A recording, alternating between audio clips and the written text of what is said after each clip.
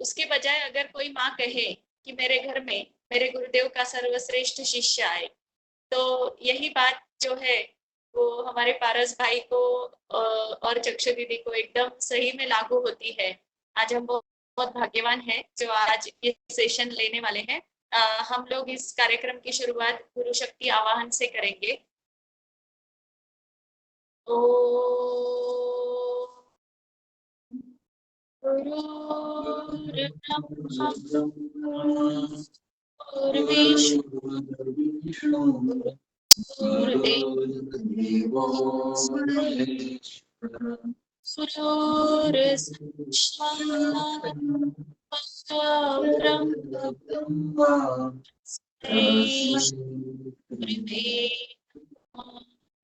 तस्मै श्री गुरवे नमः। तस्मै श्री गुरवे। जय बाबा स्वामी। आज के हमारे जो मेहमान हैं पारस भाई और चक्षु दीदी, इनका एक परिचय देना चाहूंगी। आज का जो अपना कार्यक्रम है गर्भधान संस्कार के बारे में और समर्पण ध्यान। डॉक्टर पारस भट्ट जो है वो आयुर्वेदिक डॉक्टर गवर्नमेंट हॉस्पिटल में है और एक्स लेक्चरर यूनिवर्सिटी आयुर्वेद योग आरोग्य विषय उन्होंने लोक जागृति पर व्याख्यान दिए हैं। भगवत गीता पर वे 4 साल व्याख्यान दे रहे थे। भागवत तथा रामायण पर उन्होंने बहुत सारे सत्संग और प्रवचन किए हुए हैं। 30 साल से योग और ध्यान से वे जुड़े हुए हैं। समर्पण ध्यान के साथ 2001 से जुड़े हुए हैं। समर्पण ध्यान में आचार्य और प्रचारक के रूप में वे कार्यरत थे। समर्पण ध्यान के कार्यक्रम, महोत्सव, महाशिविरों का सूत्र संचालन करते हुए हम सब ने उन्हें बहुत सी बार देखा हुआ है और बहुत सारे मेमोरेबल वीडियोस हम लोगों को अभी भी याद आएंगे। जैसे ही हम याद करेंगे जो अहमदाबाद में डॉक्टरों का शिविर हुआ था, उसके अंदर जो बहुत ही हंसाने वाली घटना घटित हुई थी, वो हमें अभी भी याद आती है कि कैसे छोटे बच्चे के जैसे पारस भाई बहुत ही इनोसेंटली वहां पे हंस रहे थे और गुरुदेव हम सबको हंसा रहे थे। एकदम वो याद आता है। उसके साथ ही समर्पण ध्यान में उन्होंने मधु चैतन्य के एडिटोरियल बोर्ड के सदस्य और गुजराती मधु चैतन्य के सह संपादक भी पारस भाई रह चुके हैं। आध्यात्मिक सत्य और हिमालय का समर्पण योग का पार्ट 1, 2, 3 और 4 इनका उन्होंने गुजराती में अनुवाद किया हुआ है। गहन ध्यान अनुष्ठान के दौरान ईशा समर्पण चैनल पर हम सब ने उनके 25 एपिसोड्स देखे हुए थे अनुभूति के, और हम लोग राह देख रहे थे कि आगे के एपिसोड्स कब आएंगे और हमें और ज्यादा जानकारी कब मिलेगी, क्योंकि इतनी सुंदर अनुभूतियां और इतना मंत्रमुग्ध करने वाले वो बातें थी कि जैसे ही उनका सेशन शुरू होता था हम लोग जमीन पर बैठ जाते थे चैतन्य ग्रहण करने के लिए और बहुत मजा आता था। ऐसे डॉक्टर पारस भट्ट जी है, उनके स्वयं के नाम से उनका यूट्यूब चैनल भी है जिस पर हम लोगों को बहुत सारे वीडियोस देखने को आज भी मिलते हैं, जिसमें संतों की जानकारी, उनके जीवन के प्रेरक प्रसंग हमें देखने को मिलते हैं और इन्हीं के माध्यम से ज्ञान के साथ में भाव भी वृद्धिंगत होता है। ऐसे हमारे पारस भाई का आज के इस सेशन में बहुत बहुत स्वागत है। और उनके साथ में ऑफ कोर्स उनकी धर्मपत्नी, जिनका हम लोग कहते हैं ना कि हमारे गुरुदेव हमेशा बताते हैं कि ये एक यूट्यूब का संबंध होता है। जैसा गुरु का शिष्य के साथ होता है वैसे ही पत्नी और पति का भी वैसा ही रिलेशन होता है जो एक दूसरे को वो लोग बैलेंस करते हैं। ऐसे ही मैंने चक्षु जी को देखा था दिस इज समर्पण प्रोग्राम में, और तब से आप दोनों की स्टोरी भी मुझे याद है कि ऐसा कहते हैं ना कि some people are born great, तो वैसा आपके बारे में सोचकर ऐसा लगता है यू आर बॉर्न स्पिरिचुअल। तो आपके बचपन से ही वो इतने अच्छे संस्कार थे और आप लोग गुरु मार्गी थे, तो इतनी जल्दी आप गुरुदेव को पहचान सके, उनसे जुड़ सके। तो डॉक्टर चक्षु पारस भट्ट का मैं परिचय देना चाहूंगी। उनका बचपन जो है वो पेटलाद गुजरात में बीता। वहाँ के एक समाधिस्थ सदगुरु के साथ में वे वहाँ पे जुड़ी हुई थी। उनके आश्रम में वे नियमित दर्शन करने के लिए जाती थी। बाल्य वय से ही वे भक्ति के संस्कार उसमें उनमें थे और उनके बाद में उन्होंने नडियाद में आयुर्वेद का अभ्यास किया। अभी एक आयुर्वेद डॉक्टर के रूप में भावनगर गुजरात में वे प्रैक्टिस करती है। वे भी योग एंड नेचुरोपैथी में एक लेक्चरर रह चुकी है। आयुर्वेद और भारतीय संस्कृति के प्रचार के लिए आयुर्वेद डॉक्टर के रूप में महर्षि महेश योगी की संस्था के द्वारा उन्हें विदेश जाने के लिए पसंद किया हुआ था। आकाशवाणी रेडियो में आयुर्वेद, आहार, महिला और बच्चों के स्वास्थ्य विषय 4 रेडियो के टॉक भी उन्होंने दिए हुए हैं। समर्पण ध्यान के साथ वे पिछले 20 साल से जुड़ी हुई है और भूतपूर्व समर्पण ध्यान केंद्र संचालिका भावनगर में रह चुकी है। गर्भ संस्कार विषय उन्होंने बहुत सारे लेख मधु चैतन्य में लिखे थे और गुरु कार्य में डॉक्टर पारस भट्ट जी को वे हमेशा सहयोग करती है। ऐसी चक्षु जी को भी आज के कार्यक्रम में हम वेलकम करते हैं। आप दोनों का बहुत बहुत स्वागत। आप को पता ही है कि आज का ये जो सेशन हो रहा है ये हमारे एस्पायरिंग जो गुरु कार्य करने वाले जो युवा कपल्स हैं ये सब आज इस कार्यक्रम में ज्वाइन हुए हैं और इनके लिए आपसे अच्छा कोई मार्गदर्शक हो नहीं सकता। आपकी जो लाइफ स्टोरी है वो इटसेल्फ बहुत ही मोटिवेटिंग है, जिससे आप आपके सेशन की शुरुआत करें ऐसा मैं आपसे अनुरोध करती हूँ। जय बाबा स्वामी।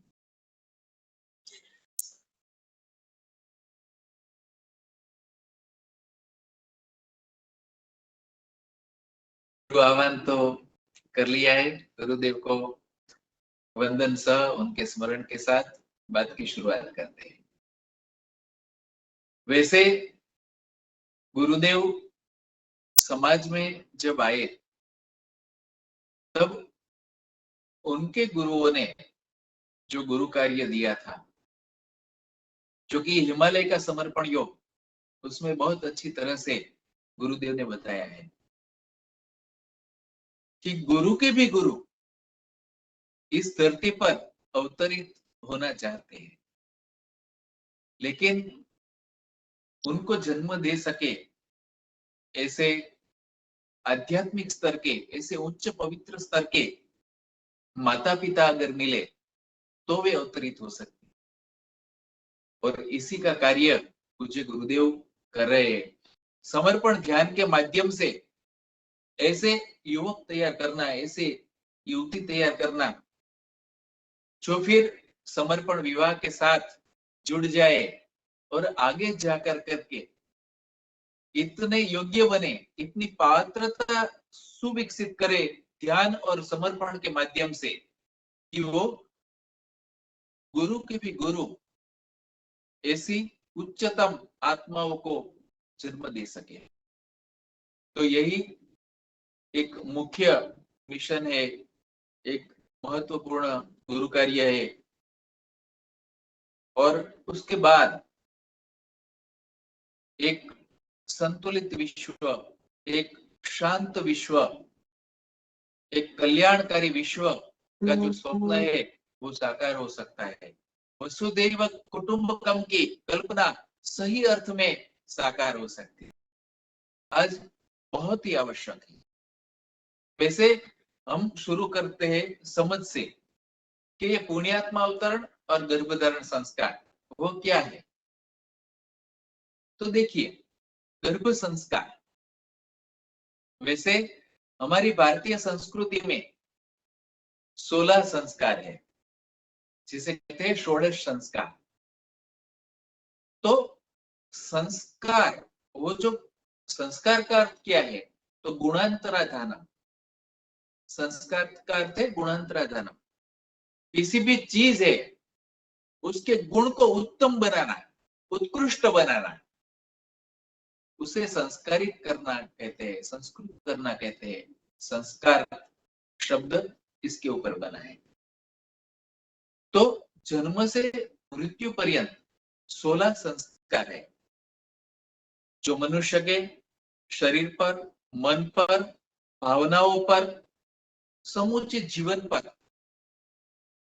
प्रभाव डालता है। और उसका प्रभाव समूचे स्वभाव, परिवार पर, समूचे समाज पर, राष्ट्र पर और विश्व पर। तो ये जो गर्भ संस्कार है, तो गर्भ को संस्कारित करना,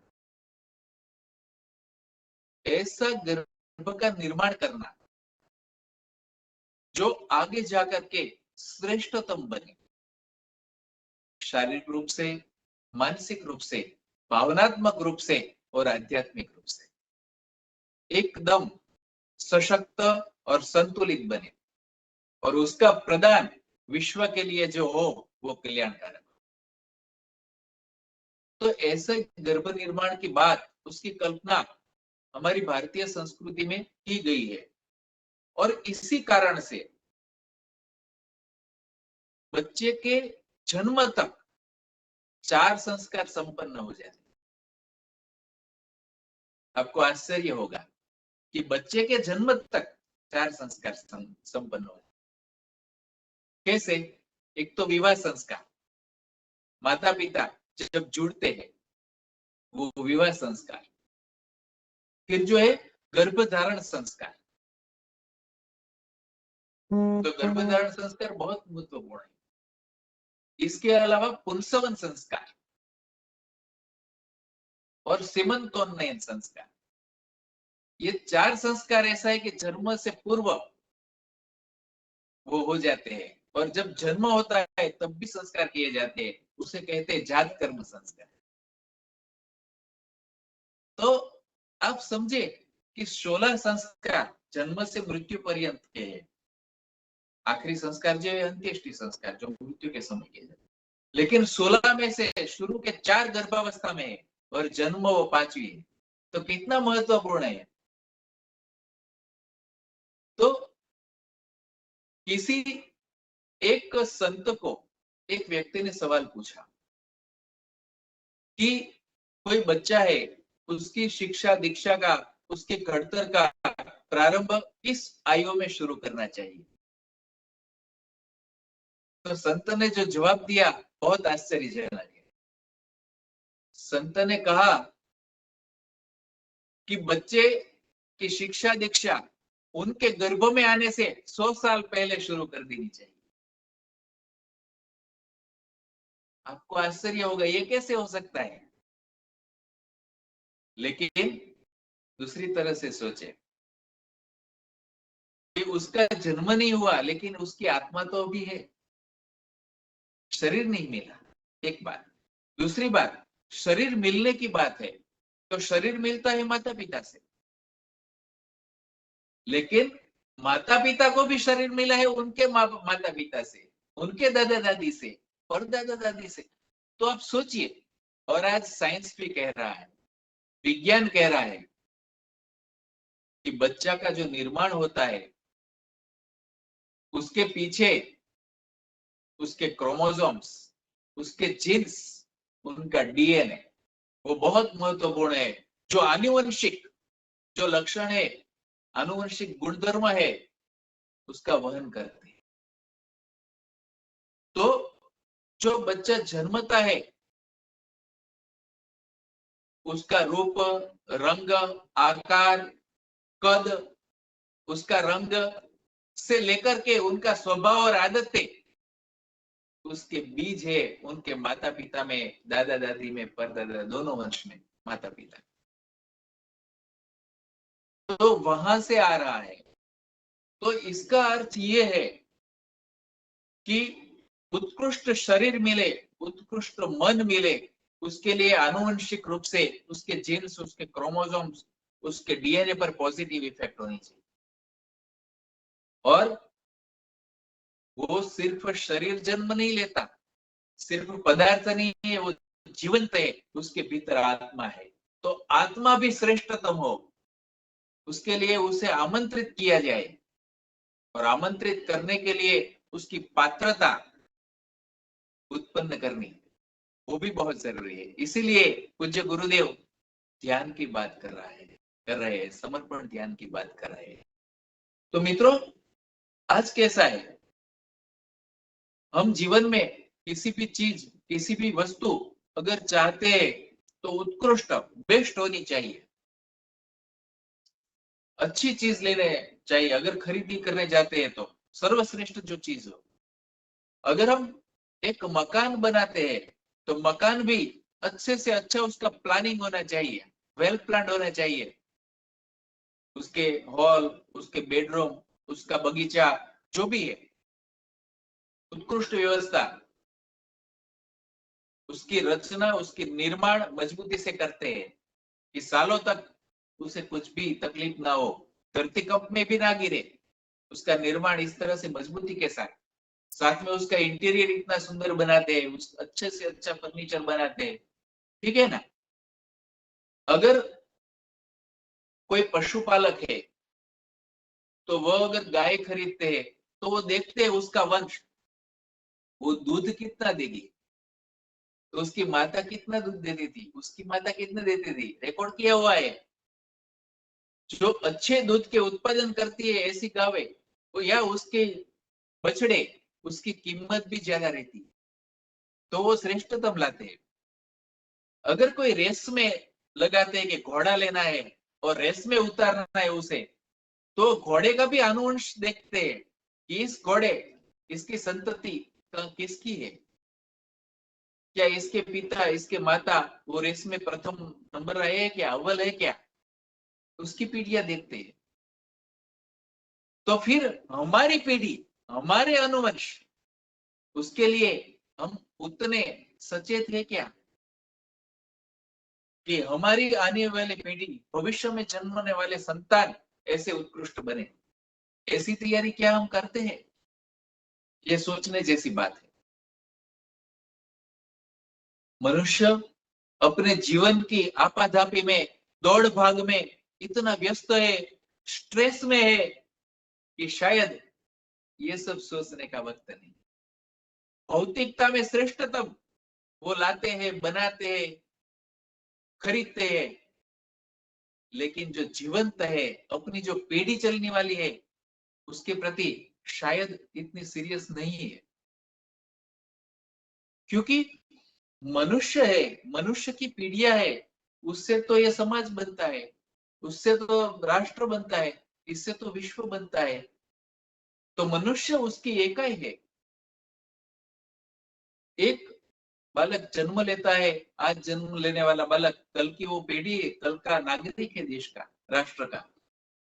तो प्रत्येक दंपति का कर्तव्य है परिवार के प्रति, समाज के प्रति और राष्ट्र के प्रति एक उत्कृष्ट संतान प्रदान करें जो आने वाले विश्व का नागरिक।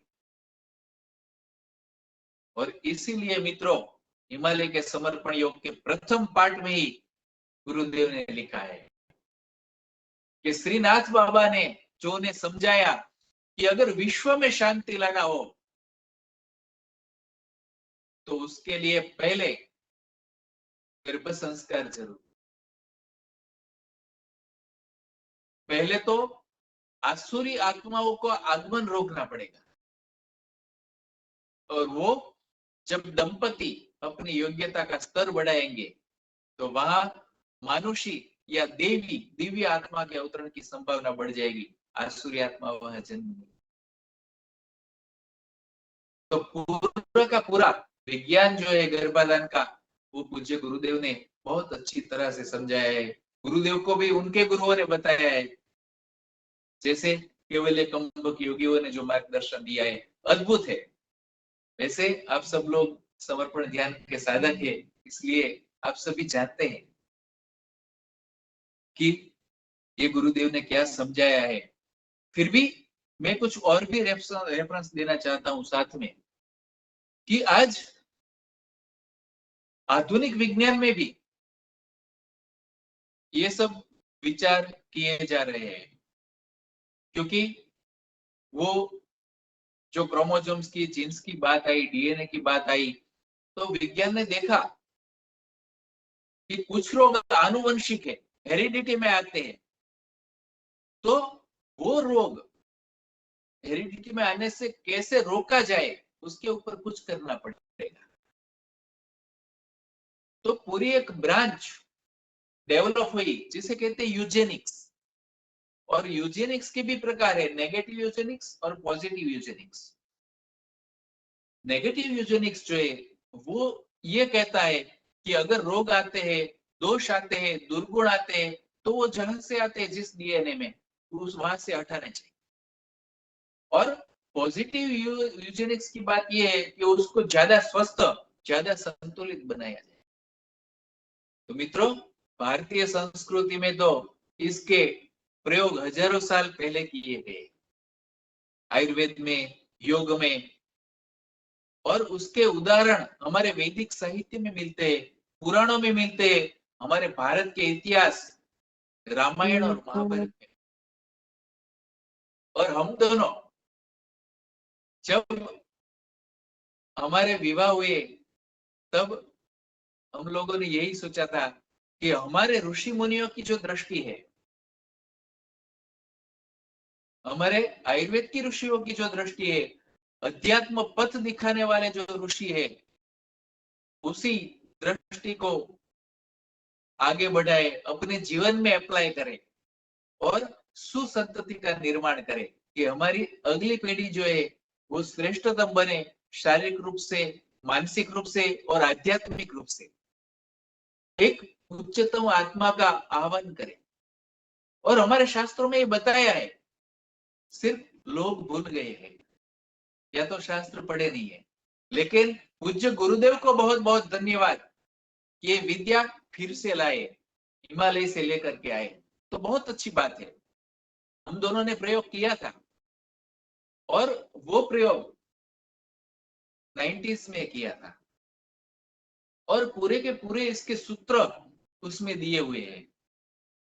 यहां तक कि आयुर्वेद में श्लोक भी है कि ऐसे पुण्यात्माओं को कैसे आह्वान करना है कि ब्रह्मा, बृहस्पति, विष्णु, शेषनाग, इन सबको प्रार्थना करते कि उच्चतम आत्मा का निर्माण करे और वो हमारे यहाँ पुत्र के रूप में।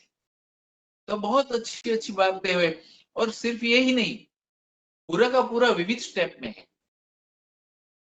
तो विवाह से पहले, फिर विवाह, विवाह के बाद और गर्भस्थापन से पहले, फिर वह गर्भाधान संस्कार, फिर प्रेगनेंसी के दौरान क्या करें, सगर्भावस्था में परिचर्या कैसी करें, उसका आहार विहार, मनोव्यापार कैसा हो, साधना कैसी हो, और उसके बाद जात कर्म संस्कार, उसके जन्म समय की स्थिति और वातावरण। तो बहुत बहुत अच्छा मार्गदर्शन दिया है हमारे ऋषि मुनियों ने। तो हम लोगों ने ये प्रयोग किया था कि हमारा आने वाला बच्चा जो है वो कैसा होना चाहिए। तो पूरा का पूरा हम दोनों ने प्लान करके लिख दिया था कि इसके फिजिकल जो कैरेक्टरिस्टिक्स है, उसके लक्षण ये ऐसे होने चाहिए, मानसिक ये होने चाहिए, भावनात्मक ये होने चाहिए, आध्यात्मिक ये होने चाहिए। पूरा का पूरा हमने कागज पे लिख के रखा था और उस हिसाब से चले। और आपको आश्चर्य होगा कि अभी 80% उसी प्रकार से हमारे संतान। तो जैसे कि हमने सोचा था कि उसका कद, उसकी हाइट अच्छी होनी चाहिए, 6 फुट के करीब होनी चाहिए, तो उसकी हाइट भी 6 फुट 1 इंच की। हम लोगों ने सोचा था उसका वर्ण, उसका स्किन जो है वो गोरा होना चाहिए, फेयर होना चाहिए, फेयर स्किन, तो वो भी है। वो बुद्धिमान होना चाहिए, वो बलशाली होना चाहिए, वो तार्किक होना चाहिए, वो विद्या प्रेमी होना चाहिए, वो भारतीय संस्कृति का प्रेमी होना चाहिए। हमारे शास्त्रों में, शास्त्रों में जो लिखा है उसके प्रति आदर और उसके जीवन में वो होना चाहिए। उतना ही नहीं, वो हमारी तरह डॉक्टर बनना चाहिए।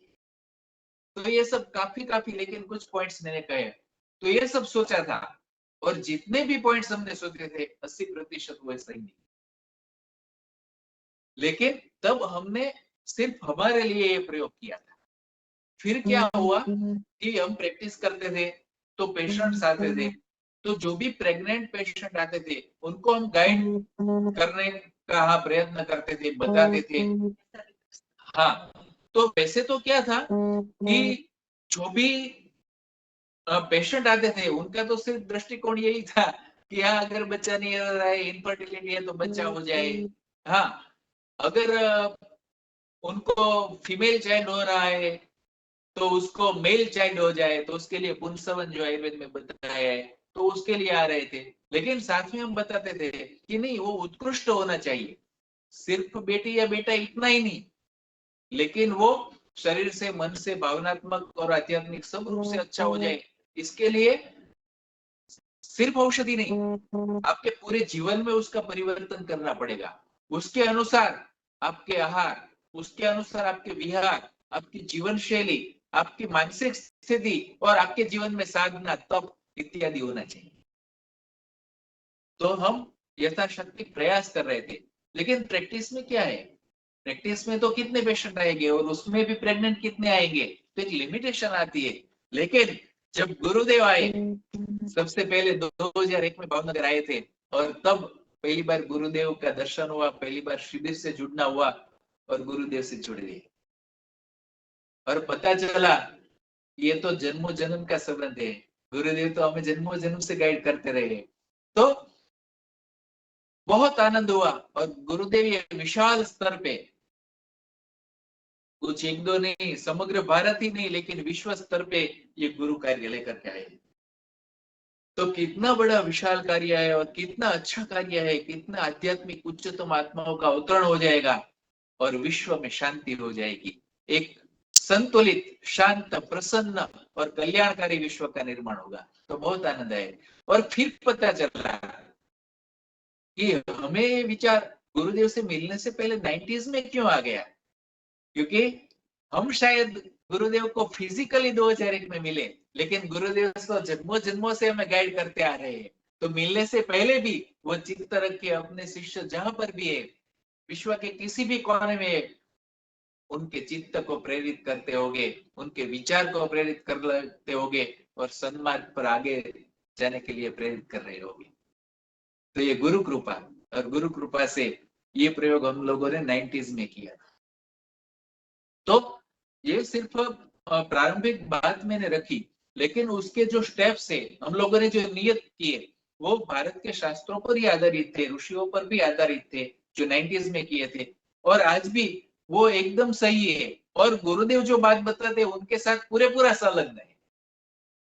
तो ऋषियों की बात, साइंस की बात और गुरुदेव की बात, वो तीनों बात एक साथ एक दूसरे के समर्थन में, तो बहुत अच्छी बात है।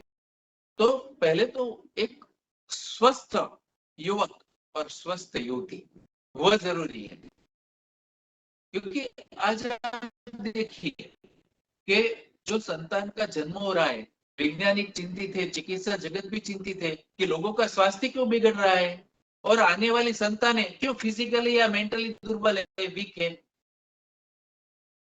अभी देखिए, जन्मजात कुछ ना कुछ तकलीफें या दुर्बलता वाले बच्चे, हाँ वो प्रमाण कुछ बढ़ा है थोड़ा सा। हाँ, मानसिक रूप से भी जो सीपी चाइल्ड है या ऑटिज्म वाले बालक है, उसकी संख्या बढ़ी है। तो वो क्या हो रहा है, वो चिंता की बात है। तो पहले हाँ, क्योंकि वो भौतिकता के पीछे दौड़, लेकिन इसकी ओर नहीं है। हाँ, तो स्वामी जी ने भी उदाहरण दिया है, आयुर्वेद में भी वो उदाहरण है। जैसे हम एक बगीचा तैयार करते हैं, एक माली है बगीचा तैयार करता है, या कोई किसान है वो अपने खेत में वो फसल बना रहा है, तो उसके लिए जो बेसिक जरूरियात है, तो आयुर्वेद में कहा है चतुर्णाम सानिध्य गर्भशाद विविधि पूर्वक, 4 बात का संयोजन। क्या? ऋतु, क्षेत्र, अंबु और बीज। ऋतु, क्षेत्रांबु, बीजाना, वो कृषि के साथ वो जोड़ के समझाया, उसके उदाहरण से समझाया। जैसे अच्छी फसल के लिए पहले अच्छा बीज चाहिए। अगर एक किसान है तो उसको कुछ भी उगाना है, वो फसल करनी है, तो उसके बीज वो श्रेष्ठतम लाएगा तो उसकी श्रेष्ठतम फसल आएगी। मिट्टी, हाँ, तो बीज चाहिए, लेकिन सिर्फ उत्कृष्ट बीज भी नहीं चाहिए, क्योंकि मिट्टी कैसी है, जमीन कैसी है, वो फलद्रुप है या नहीं। हाँ, अगर एक अच्छा सा बीज है, लेकिन अगर वो रेगिस्तान में पड़ गया तो वो अंकुरित होगा क्या? नहीं होगा। वो पत्थरों पे पड़ गया तो अंकुरित होगा क्या? नहीं। अच्छी उपजाऊ जमीन में अगर, काली मिट्टी है, फलद्रुप जमीन है, उस पे अगर गया तो वह अच्छा। तो पुरुष का बीज और स्त्री का बीज, यानी स्त्री यानी जमीन और पुरुष यानी बीज, ऐसे भी आप कह सकते। तो दोनों स्वस्थ होने चाहिए, पहली बात, फिजिकली, मेंटली और इमोशनली। चौथा है स्पिरिचुअल। लेकिन पहली आवश्यकता फिजिकली, मेंटली। आज क्या है, विवाह से पहले देखते हैं कितनी कमाई लड़का क्या लड़का देखने जाता है, वो क्या करता है, उसकी कमाई कितनी है। अगर कमाई है तो कैसे भी चलेगा। लेकिन जो पहले है कि स्वस्थ होना चाहिए शारीरिक रूप से और मानसिक रूप से, और उसका पूरा अनुवंश। और उसमें भी काफी बात की है विवाह से पहले, क्योंकि विवाह में भी ये सब देखा जाता था कि वो उनकी जो पीढ़ियां है उनमें कैसे व्यक्ति है, फिजिकली, मेंटली, उसका क्या बैकग्राउंड है, उसका आईक्यू लेवल कैसा है, उसकी सामाजिक वो उसका व्यवहार कैसा है, सब कुछ देखते थे। इतना ही नहीं, आज जैसे जीन्स की और डीएनए की बात करते हैं कि आनुवंशिक रोग ना आ जाए, तो उसकी भी हमारे शास्त्रकारों ने बात की थी। और कहा था कि अतुल्य गोत्री, तुल्य गोत्री, सेम गोत्र में शादी नहीं हो सकती। क्यों नहीं हो सकती? तो अगर सेम गोत्र में शादी है तो जो भी प्रच्छन्न है वो प्रभावी हो जाएगा रोग। अगर माता और पिता के कुल में वो प्रच्छन्न है, अभी व्यक्त नहीं हुआ है, लेकिन ऐसे दो परिवार में अगर मैरिज हो जाएगा तो प्रभावी हो जाएगा। तो सीधा मैं उदाहरण देता हूँ, जैसे कि थैलेसेमिया माइनर, तो थैलेसेमिया माइनर है, दूसरे में भी माइनर है, तो वो दोनों का अगर हो जाएगा तो उसको बच्चों को हो जाएगा, ऐसा। तो वो जो है वो हमारे शास्त्रकार जानते थे जो आनुवंशिकता की बात थी, और इसके लिए उसके पीछे बहुत बड़ा वर्णन है। काफी श्लोक याद आ रहा है, लेकिन अभी हम कॉमन पब्लिक के लिए बात कर रहे हैं जो नॉन मेडिकोज है, इसलिए ज्यादा रेफरेंस नहीं देता हूँ, लेकिन बहुत ज्यादा है। कोई कहता है कि आयुर्वेद में डीएनए की बात है, जीन्स की, क्रोमोसोम्स की बात है, हाँ अवश्य है। और उसमें भी तब कहा था यश यशांग अवयवश्य बीजे बीजभाग विकृति रूप जायते तस्य तशांग अवयवश्य शरीर विकृति रूप जायते। जिस व्यक्ति के बीज में, उसके शुक्राणु में, उसके ओवन में, उसका बीज भाग, उसके जीन क्रोमोसोम्स जो है, उसके डीएनए, उसमें जो पार्ट विकृत हुआ होगा जो वो बच्चे में होगा, इसके लिए उसकी शुद्धता। तो विवाह के पूर्व वो स्वस्थ होने चाहिए, विवाह के समय उसका भी पूरा वर्णन है, और विवाह के बाद और संतति से पहले क्या करना चाहिए उसका पूरा वर्णन है। उसके आहार विहार, मनोव्यापार, उनकी साधना, उनकी तपस्या, इतना ही नहीं, जरूरत पड़े तो औषधि। माता और पिता के शुक्र और ओवन ओवम जो भी बीज कोश है, शुक्र और आर्तव, उसमें अगर दोष है, उसमें पंच महाभूतात्मक है या वायु पित्त कफ दोष है, तो उसके अनुसार उसके आहार विहार, मनोव्यापार, इतना ही नहीं, उसके लिए औषध। तो शुद्ध शुक्र और शुद्ध आर्तव, स्त्री बीज और पुरुष बीज, उसकी शुद्धता वो जरूरियात है, तो वो पहले करना पड़ेगा। अगर नहीं है तो, अगर है तो अच्छी बात है। तो पहले तो दंपति तय करना। और मित्रों, भारतीय संस्कृति में दूसरी भी बात है, स्वामी जी जो आध्यात्मिक बात करते हैं, आध्यात्मिक मोक्ष का लक्ष्य, वो भारतीय संस्कृति का एक उदाहरण देता हूं। कर्दम ऋषि थे, वो तप कर रहे थे और उनकी तप की ख्याति फैल गई। तब मनु महाराज थे, भगवान मनु। तो मनु महाराज आए और उन्होंने कहा कि मैं अपनी कन्या का विवाह आपके साथ करना चाहता हूं, आप लोग दंपति बने। तब कर्दम ऋषि ने कहा कि देखिए, मेरा लक्ष्य मोक्ष है। दूसरी बात, अगर मैं शादी करूंगा, अगर मैं लग्न करूंगा, विवाह करूंगा, तो मुझे कैसी पत्नी चाहिए? मुझे काम पत्नी नहीं चाहिए, मुझे धर्म पत्नी चाहिए। उनके साथ शारीरिक संबंध नहीं, लेकिन धर्म से आत्मीय संबंध, आध्यात्मिक संबंध, जिससे जो बालक हो जाए वो उच्चतम आध्यात्मिक स्थिति वाला हो, और उसके बाद मेरा कार्य समाप्त, जो पितरों का ऋण है उनमें से मुक्त, और फिर मैं मोक्ष प्राप्ति के लिए आगे तपस्या में चला जाऊंगा। उसके बाद गृहस्थाश्रम भी मेरे लिए नहीं। तो गृहस्थाश्रम का भी लक्ष्य इतना ही है। तो देवहूति ने भी कहा कि हाँ, मुझे भी ऐसा ही पति चाहिए जो आध्यात्मिक मार्ग पर हो। और देवहूति और कर्दम ऋषि का विवाह हुआ। और मित्रों, आप लोगों को शायद पता होगा, उसकी भारतीय शास्त्रों में कथा है, भागवत में भी कथा है कि देवहूति और कर्दम ऋषि दोनों अध्यात्म मार्ग पर थे, तो उनके वहां संतान का जन्म हुआ, वो कपिल ऋषि का जन्म हुआ, जिनको भगवान कपिल कहते हैं, क्योंकि वो भगवान विष्णु के जैसे 10 अवतार है ना, वो फेमस है, लेकिन 24 अवतार भी है। तो 24 अवतार में भी ये कपिल मुनि है। कपिल मुनि है, भगवान दत्तात्रेय है, वेद व्यास है, ये सब 24 अवतार में। और महर्षि कपिल, भगवान कपिल का जन्म होने के बाद, जैसा कि कर्दम ऋषि ने कहा था, वो मोक्ष की साधना के लिए आगे चले गए। और आगे जाके कपिल जो है वो एक भगवान थे, उच्च आध्यात्मिक स्थिति में थे। तो उनकी माता देवहूति उनकी शिष्या बनी और अपने पुत्र से मोक्ष मार्ग का ज्ञान प्राप्त। और वहां कहां पर? वो गुजरात में, वो सिद्धपुर पाटन है ना, मातृतीर्थ कहते हैं, वहां पर मातृतीर्थ बना माता देवहूति के नाम पर। आज भी मातृ श्राद्ध के लिए वहां पर जाते हैं, ठीक है ना।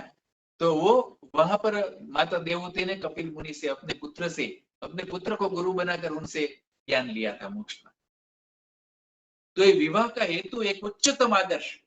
तो हमारे लिए आनंद की बात है कि उच्चतम आदर्श की ओर फिर से पूज्य स्वामी जी ने ये परंपरा पुनर्जीवित की है, समर्पण विवाह के माध्यम से। मित्रों, आज विवाह का स्वरूप ही बदल गया है। आज विवाह किस प्रकार से होते हैं हम लोगों ने जाना।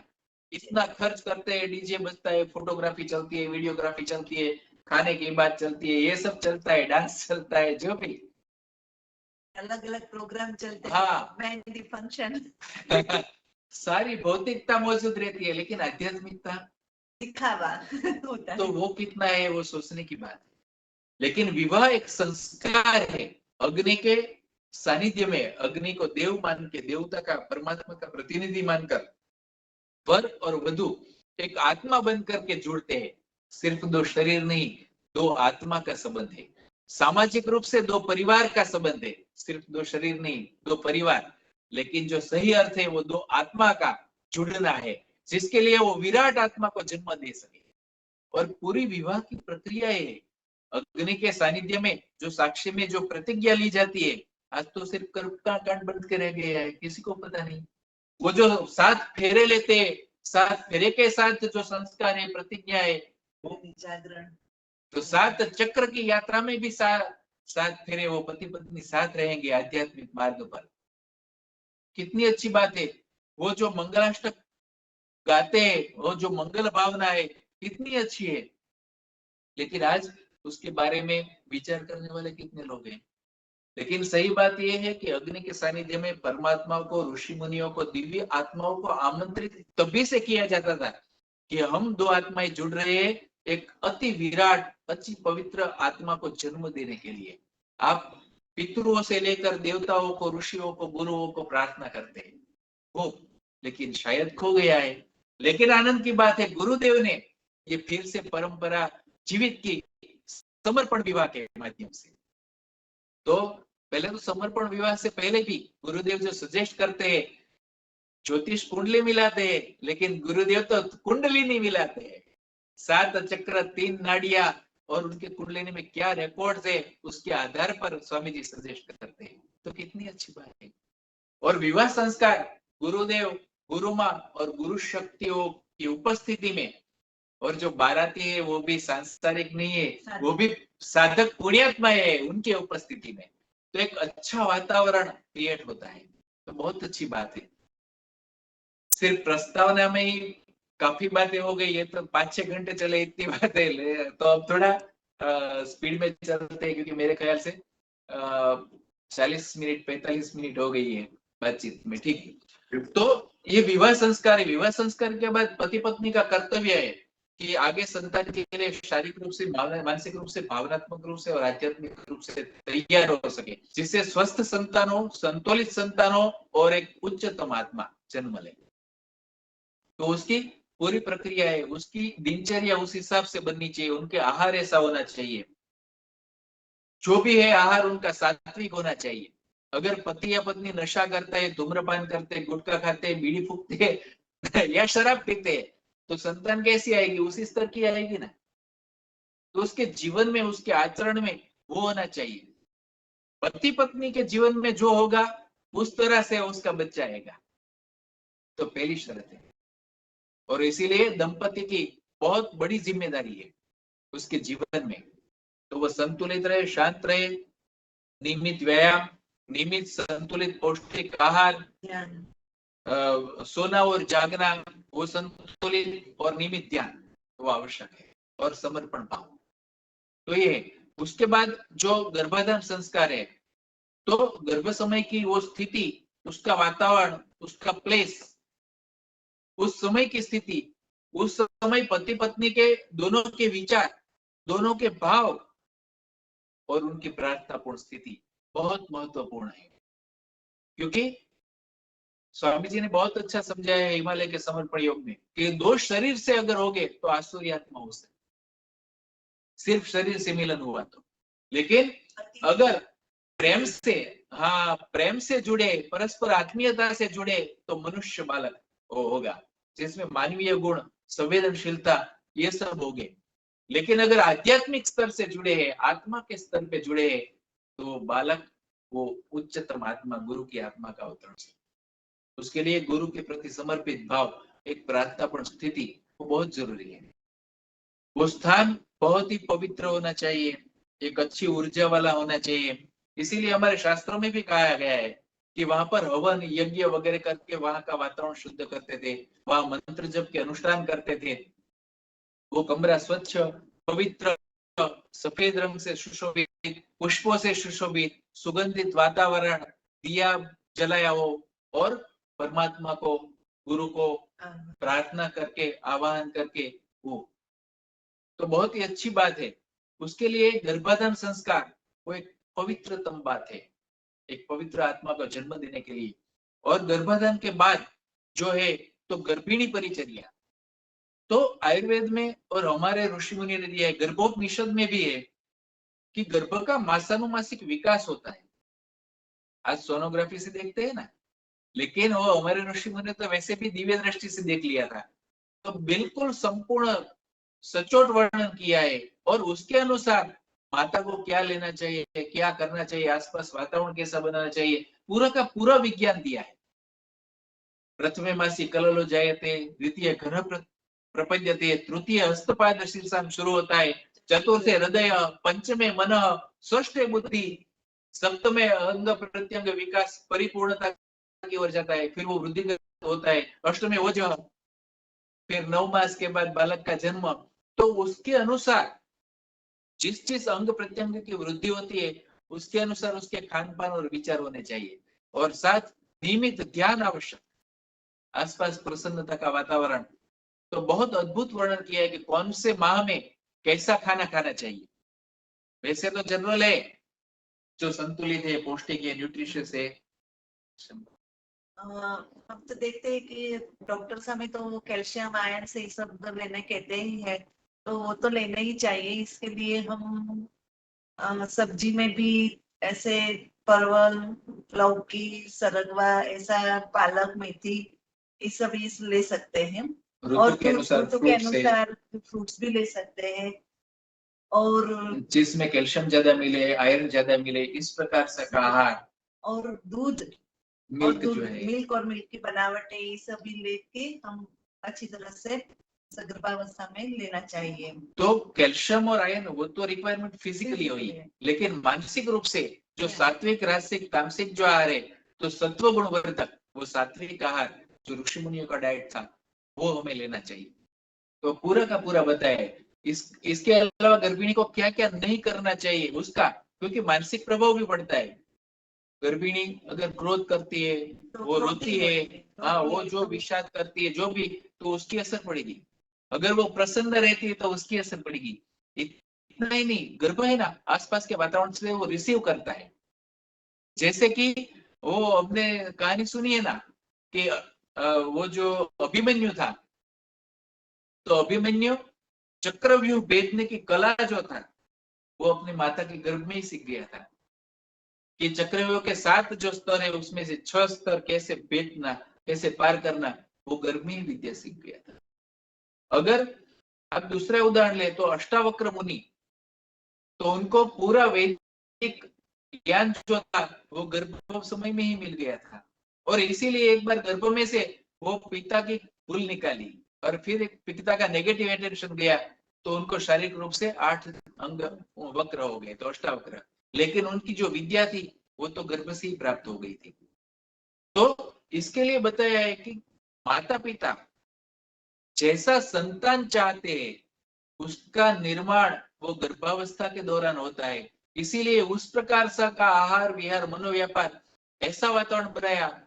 अगर ऐसा सोचना चाहिए जैसे हाँ विचार ऐसा कि ऐसा मेरे हाँ संतान ने तो इसके कि बारे मेरा में संतान जो है वो शूरवीर होना चाहिए, तो वो सब उसका वातावरण राणा प्रताप है, शिवाजी है, वो ढाल तलवार भाला, जो आज भी वो वॉरियर्स जो ग्रुप है वो वहां पर रखते हैं, तो ऐसा अगर वो विद्वान होना चाहिए, ज्ञानी होना चाहिए, तो शंकराचार्य है, श्रमण महर्षि है, या गुरु है, ऋषि है, सप्तर्षि है, उनका फोटोज, उनका साहित्य, जैसे कि पुराण है, वेद है, जो भी आप इतिहास है, रामायण महाभारत है, वो रख सकते हैं। गुरुदेव का हिमालय का समर्पण योग, उनका नियमित पठन, तो वो सब बहुत ही अच्छा रहेगा। तो अगर आपको लगे कि वो फाइनेंशियली उसमें आर्थिक बुद्धि उसमें वो होना चाहिए, उत्कृष्ट होना चाहिए, तो उस प्रकार का वातावरण, उसके विचार, उसकी बातें, उसकी टॉक, अगर लगता है कि वो राजनेता बनना चाहिए तो उस हिसाब से। और आपको आश्चर्य होगा, हजारों साल पहले की बात है कि सती मदालसा उन्होंने अपने पुत्र का निर्माण इस प्रकार से किया था। तो उनके 3 पुत्र थे, उनको आध्यात्मिक उन्होंने गर्भावस्था ही संस्कार दिए, तो वो त्यागी ब्रह्मनिष्ठ विद्वान बने और त्याग के चले गए। तो सती मदालसा तो रानी थी, तो राजा ने कहा कि अरे हमें तो पुत्र ऐसा चाहिए जो अच्छा राजा बने। तो सती मदालसा ने कहा हाँ, अब हमारा चौथा पुत्र हम उनको राजा बनाएंगे। तो उस प्रकार का वातावरण दिया, विचार दिया, और उनका जो जन्म हुआ वो अच्छा राजा बना। तो प्रेगनेंसी के दौरान किस वातावरण में वो रहते हैं, आसपास किस प्रकार के विचार है, उसका भी प्रभाव बालक पर है। अब देखिए कि शकुंतला का पुत्र भरत, तो प्रेगनेंसी भी वो आश्रम में हुई ऋषि के मुनि ने, और जन्म भी आश्रम में हुआ। तो राजा दुष्यंत के विभिन्न पुत्र थे, लेकिन भरत जैसा समर्थ कोई पुत्र नहीं था। लवकुश का जन्म वो भी प्रेगनेंसी और जन्म वो ऋषि के आश्रम में, वाल्मीकि ऋषि के वहां हुआ। इसीलिए इसी तरह प्रहलाद जी की कहानी है, तो उसका भी वातावरण और सब कुछ बहुत प्रभाव डालता है। और हमारे यहाँ ऐसा वातावरण देने के लिए पुंसवन संस्कार और सीमंतोन्नयन संस्कार वो इसी की याद दिलाता है कि प्रेगनेंसी के दौरान ये होता है, पुंसवन संस्कार और सीमंतोन्नयन संस्कार। तो उसमें आहार की योजना, जो मंत्र के साथ आहुति देते हैं, उसके साथ भाव जो करते हैं, उसके साथ जो प्रार्थना करते हैं, उसका प्रभाव वो गर्भस्थ बालक पर होता है। तो जबरदस्त है। तो ज्ञान के अलावा ये भी साथ में सब कुछ ना कुछ उपयोगी है। गुरु मंत्र का जप करना तो कितना अच्छा है। और जात कर्म संस्कार कहाँ पर जन्म होता है, किस स्थिति में होता है, और जात कर्म संस्कार के साथ भी परमात्मा को प्रार्थना, गुरु सत्ता को प्रार्थना, बहुत साइंटिफिक है, क्योंकि वो बच्चे का गर्भस्थ वो रिसीविंग बहुत ज्यादा होता है। और आज विज्ञान की मदद से भी साबित हो गया है। देखिए माता का जो भाव है या विचार है वो गर्भस्थ शिशु तक पहुंचते हैं, वो तो वैज्ञानिक रूप से साबित हो गया। देखिए कि माता अगर हैप्पी है तो हैप्पी हॉर्मोन्स का स्राव होगा, एंडोर्फिन्स वगैरह जो भी है। और अगर वो क्रोधित है, दुखी है, उदासीन है, तो उस प्रकार से स्ट्रेस में है, एड्रेनालिन, नॉर एड्रेनालिन, कॉर्टिजोल इत्यादि के स्राव होंगे, तो माता के रक्त में वो बहेंगे। तो माता के रक्त से वो कहाँ गया जाएगा, गर्भस्थ शिशु जो है उसके रक्त में। ये गर्भ और माता वो जुड़े हुए है ना, वो गर्भ है नाभि से, नाभि नाल के द्वारा, अम्बिलिकल कॉर्ड के द्वारा माता से जुड़ा हुआ है। तो माता से वो पोषण लेता है ब्लड के द्वारा, जो भी न्यूट्रिशनल वैल्यूज जो है उसमें माता के ब्लड में रहती है, वहां से उन्हें मिलती है। हम भी लेकिन देखते सिर्फ शरीर का निर्माण नहीं, मानसिक भाव भी निर्मित होते हैं, क्योंकि वो ब्लड में वो हार्मोन्स जाते हैं। हम भी देखते हैं ना कि कभी कभी कोई बच्चा इतना रोता है, इतना रोता रोता है, तो ऐसा ही लगता है कि ये इतना कल क्यों हुआ। हाँ, तो ये भी गर्भावस्था दरमियान इतने इनकी माँ शायद रोई होगी, और कभी किसी बच्चे को देख के हमको भी हम खुशी मिलती है कि वो कितना अच्छा बच्चा है, कितना हंसता है। तो वो वक्त उनकी मानसिक स्थिति ऐसी होगी। तो काफी बड़ा साइंस है कि माता और पिता के बीज हो वो शुद्धतम हो, फिर दोनों का मिलन जो हो, गर्भाधान हो, तो कैसे वातावरण में, कैसी स्थिति में, कैसी मनस्थिति में, कैसे आभामंडल के साथ हुआ, क्योंकि उस समय जो प्रार्थना में स्थिति और आभामंडल की दोनों की होगी, वो एक मैग्नेट के काम करेगी। अगर उच्चतम पवित्र स्थिति होगी और प्रार्थना होगी, तो गुरु शक्तियों को आमंत्रित करने के लिए मैग्नेट की तरह काम करेगी। लेकिन उसके बाद भी उस गर्भ का अच्छी तरह से विकास हो, पोषण हो, उसके लिए सगर्भ अवस्था में उसका बहुत ही जरूरी है। जैसे कि चौथे महीने में कहा कि 2 रन, उस समय वो जो माता को भाव होते हैं वो बच्चे के विचार है, बच्चे के विचार भाव है, तो उसकी जो डिमांड है वो किस तरह से पूर्ण करना जिससे उसको हानि ना पहुंचे और डिमांड भी पूर्ण हो जाए, तो उसका आयोजन पूरा आयुर्वेद के भीतर। और अगर नहीं हुआ तो क्या नुकसान हो सकते वो भी बताया है। पंचमे मन, तब मन को संस्कृत करने वाले विचार है, स्वाध्याय है, वो सब करना चाहिए, ध्यान। षष्ठ बुद्धि, तो बुद्धि का विकास होता है, तब उस तरह से आयोजन होना चाहिए। बुद्धिवर्धक औषधि दे सकते हैं, जो मेथी औषधि आयुर्वेद में बताई है बुद्धिवर्धक, तो उस समय देनी चाहिए, जबरदस्त है। लेकिन थ्रू आउट ध्यान, मेडिटेशन मस्ट। और ध्यान अगर परफेक्ट हुआ, अगर प्रार्थना पूर्ण हृदय होगा, तो बाकी सब बैलेंस कर देगा, क्योंकि निमित ध्यान से और समर्पण से हमारी आत्मा प्रभावी हो जाएगी। फिर आत्मा ही गाइड करेगी क्या करना है, क्या नहीं करना है। तो अगर आपने शास्त्र पढ़े हो या नहीं पढ़े हो, लेकिन भीतर से वो मार्गदर्शन मिलना चाहेगा कि इस समय ये करना चाहिए, इस समय ये करना चाहिए, आपकी ही आत्मा आपको गाइड करेगी, क्योंकि आपका मैनेजमेंट आपके शरीर के हाथ में नहीं, आपके आत्मा को सौंप दिया। तो आत्मा तो परमात्मा का अंश है, गुरुदेव ने शक्तिपात के द्वारा अपना अंश आपके भीतर डाला है ना, तो वृद्धिगत हो जाएगा। तो जैसे अर्जुन ने अपना जीवन रथ भगवान श्री कृष्ण को सौंप दिया था, उसी तरह से हमें अपना जीवन रथ गुरुदेव को सौंप देना है। और गुरुदेव अपने भीतर जो गुरु बैठा है, गुरुदेव का उनको जागृत करवाने में हमें सहाय करते हैं, और फिर हमें भीतर से ही गाइडेंस मिलना शुरू हो जाता है। तो एक जबरदस्त प्रक्रिया है। और बच्चे के जन्म के साथ जातकर्म संस्कार है, लेकिन यहाँ भी पूर्ण नहीं होता, उसके बाद भी बच्चे के शिक्षा दीक्षा इत्यादि है। लेकिन उससे भी पहले बच्चा एक नवजात शिशु हुआ, जातकर्म संस्कार के बाद तुरंत षष्ठी नामकरण संस्कार। तो बच्चे का नाम क्या है, तो नाम के पीछे भी बड़ा साइंस है, और नामकरण संस्कार भी महत्वपूर्ण है।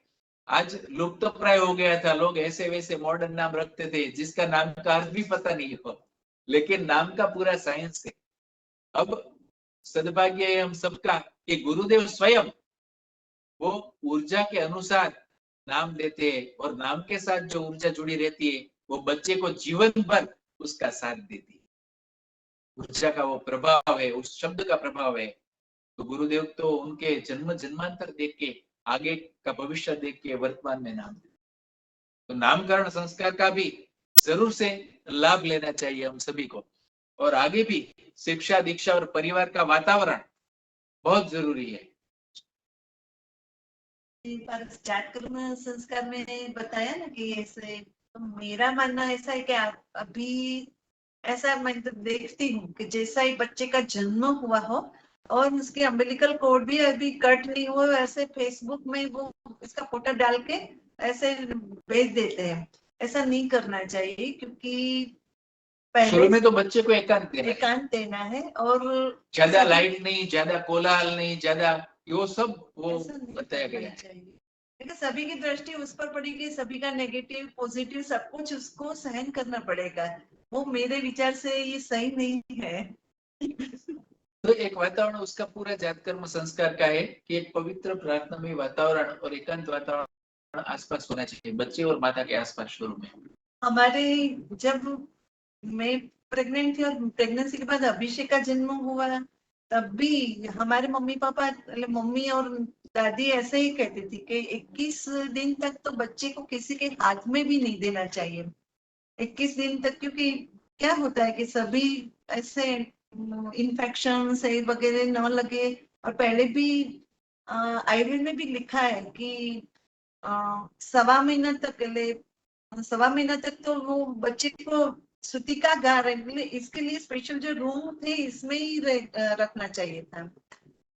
एक बात और याद आई तो बता देता हूँ, हमारे अनुभव से मैंने शेयर की ना कि हम लोगों ने ऐसा प्रयोग किया था, तो उसकी जो पुष्टि है वो फिजिकली तो वो कैरेक्टरिस्टिक से आए, मेंटली भी वो लक्षण आए, लेकिन आध्यात्मिक रूप से अगर बात करूं तो उसके भी एक भी उदाहरण मैं दे सकता हूँ कि जब ये जो थी अपने मैके में थी डिलीवरी के समय, तो उस समय बहुत बारिश हुई थी। ऐसा ही समय था 29 जून का, और बारिश शुरू हुई थी, जबरदस्त बारिश हुई थी। और जैसे ही हमें मैसेज मिले तो मैं वहां पर गया। भावनगर से पेटलाद पहुंचना भी कठिन था क्योंकि काफी रास्ते बंद थे, तो घूम घूम के ऐसे अहमदाबाद जाके फिर भी बसेस नहीं जाती थी, अगर पहुंची तो पहुंची, ऐसा था। ये रास्ते सब ब्लॉक थे, लेकिन 10-12 घंटे की जर्नी के बाद पहुंचा जैसे तैसे। तो एक चक्षु के दूर के रिश्तेदार जो कि एक छोटे स्तर पर गुरु है, अपने स्तर पर गुरु है, उनको मानने वाले कई है जो दिव्य दृष्टि रखते हैं, तो उन्होंने भी जन्म से पहले भी कुछ आगाही करके रखी थी। लेकिन जब जन्म हुआ, मैं जब पहुंचा तो वो निकल रहे थे और उन्होंने कहा कि इतनी बारिश में मैं आया हूँ सिर्फ आपके बच्चे को देखने के लिए आया हूँ। जैसे कि मुझे पता चला कि बच्चे का जन्म हुआ है, तो मैं यहाँ पर देखने के लिए आ गया, रुक नहीं पाया इतनी बारिश में भी। उसने कहा बहुत ऊंची आत्मा है, आपसे भी, हाँ जैसा तुम चाहते थे ऐसी है, आपसे भी ऊंची आत्मा, ऐसा कहा। और उसका जो ऋणानुबंध है उसकी माता जी के साथ है, ऐसा कहा उस समय। और देखिए पूरे सगर्भावस्था के दौरान और उसके पहले भी मेरी पत्नी बोलती थी कि मेरे घर भगवान आएंगे, मेरे घर भगवान आएंगे, ऐसा। तो फिर समर्पण ध्यान के साथ जुड़े, वो बच्चा था, वो भी छोटा था, तब से ध्यान में जुड़ा। लेकिन क्या हुआ, अभी कुछ साल पहले वो अपनी ध्यान की एक अवस्था में पास्ट लाइफ में गया, तो पास्ट लाइफ में देखा कि वो एक बड़ा ऋषि था, बड़ा संत था, और काफी उनके शिष्य थे। तो शिष्यों को भी देखा, उनमें से कुछ को पहचाना, कुछ को नहीं पहचाना, लेकिन उसने कहा कि मैं भविष्य में देखूंगा तो पहचान जाऊंगा। और उसने अपने संकल्प से प्रवचन देकर शिष्यों को विदाई लेकर यहाँ से शस्त्र में से आत्मा छोड़ दी थी और शरीर देह त्याग किया था। तो एक समाधि की उच्च अवस्था में उसने देह त्याग किया था, वो उसने देखा अपना पूर्वजन, और उसमें अपने जो शिष्य देखे उसमें एक उसकी मदर भी थी। पूर्व जन्म में जब वो योगी था, जब गुरु था, तब उसकी शिष्या उसकी माता जी थी। तो मैंने कहा देख तू बोलती थी ना कि मेरे घर भगवान आएंगे और तेरा ये भाव था, तो तेरा जो पिछले जन्म का गुरु था उसने तेरे यहाँ जन्म लिया। और ऐसी बात वो जो विद्वान संत गुरु थे जो मिले थे, उन्होंने भी उसके जन्म समय वही बात की थी। तो ये हमारे ऋषियों ने जो मार्ग बताया है, वही मार्ग हमें गुरुदेव भी बता रहे हैं आज के समय के अनुसार, वर्तमान समय के अनुसार। तो मैं आप सबसे प्रार्थना करता हूँ कि आप सब उस मार्ग पर चले, एक स्वस्थ, संतुलित और अति उच्च पवित्र आत्मा को जन्म दे, उसमें निमित्त बने। अगर आपकी उम्र ऐसी है तो आप आत्मा को जन्म दे सकते हैं, लेकिन अगर आपकी उम्र बढ़ गई है तो आपके पोते पोती ऐसे जन्म ले। और मैंने कहा ना कि संत ने कहा था शुरू में, कहा कि 100 साल पहले शुरुआत, जैसे राम के जन्म के लिए उनकी पीढ़ियों से प्रयत्न चल रहा था, उसी प्रकार से कि जैसे रघु, अज, दिलीप इत्यादि ने साधना की थी, और फिर दशरथ राजा ने पुत्रेष्टि यज्ञ किया, और फिर राम का जन्म हुआ। तो ये पीढ़ी दर पीढ़ी की साधना। तो उसी प्रकार से हम अपनी जो परंपरा है उसमें कहीं ना कहीं अति उच्चतम पवित्र आत्मा को जन्म दे सके, इसके लिए प्रयत्नशील रहना चाहिए, हमारी अगली पीढ़ी के लिए भी और उसके बाद भी। तो आप सब लोग समर्पण ध्यान के मिशन में गुरुदेव के धरती पर स्वर्ग का अवतरण, पुण्यात्माओं का अवतरण, गुरुओं की भी गुरु आत्माएं जन्म ले सके ऐसा वातावरण तैयार करना, ऐसे दंपति तैयार करना, ऐसी सुयोग्य युवक और युवती तैयार करना। तो ये सब इसमें मिशन में हो सके इतना हम सब मिलकर सहयोग करें। और अगर आप नवयुवान दंपति हैं तो आप भी इसमें सक्सेस प्राप्त करें, ऐसी शुभकामना के साथ बहुत बहुत धन्यवाद। नमस्कार। जय बाबा स्वामी। 1 कलाक हो गया है इसलिए थोड़ा स्पीड में चल। जय बाबा स्वामी। बहुत ही सही इंफॉर्मेशन हम लोगों को मिली, जैसे हम लोगों को प्रश्न पूछने की जरूरत ही नहीं पड़ी, जैसे आपने सभी के मन जैसे पढ़ लिए हो, क्योंकि सभी को बिल्कुल जो आवश्यक थी वो जानकारी मिल गई। इसमें आपने खाने के बारे में बताया, मानसिकता के बारे में बताया, और सबसे महत्वपूर्ण जानकारी आपने जो दी कि जैसे आपने जो इच्छा की थी वैसे ही आपके घर में आपको पुत्र रत्न प्राप्त हुए। और जैसे गुरुदेव भी खुद कहते हैं कि ये जो हम लोग गुरुदेव के मार्ग में आए हुए हैं तो कहीं ना कहीं बहुत जन्मों से सब संबंधित है, और तभी जाकर हमारे आध्यात्मिक प्रगति के लिए आवश्यक हो। ऐसे ही हमारे जो स्पाउस है, हमें जो धर्म पत्नी प्राप्त हुई है या फिर जिनके पति प्राप्त हुए हैं, तो ये सब हम कई जन्मों से साथ में जुड़कर हम लोगों ने कुछ तो तय किया होगा, तभी जाके हम लोग साथ में गुरुदेव के साथ आ सके हैं। अभी हम लोगों को कुछ अगर प्रश्न है तो मैं शिवांजलि दीदी से रिक्वेस्ट करूंगी कि वो कुछ प्रश्न हो तो कृपया पढ़िए। जय बाबा स्वामी।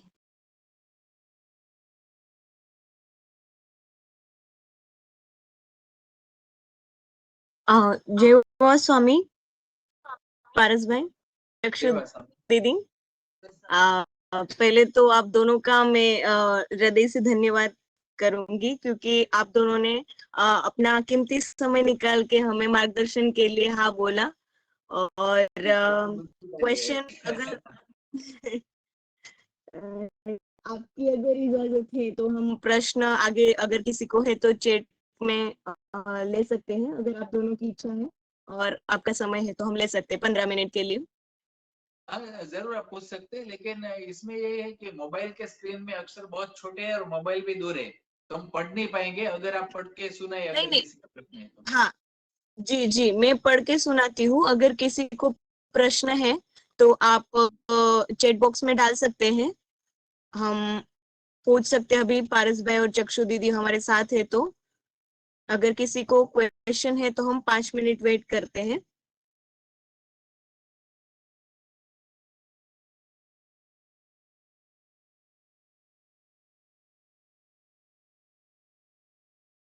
वैसे तो गुरु माँ ने भी बहुत अच्छा गाइडेंस दिया था।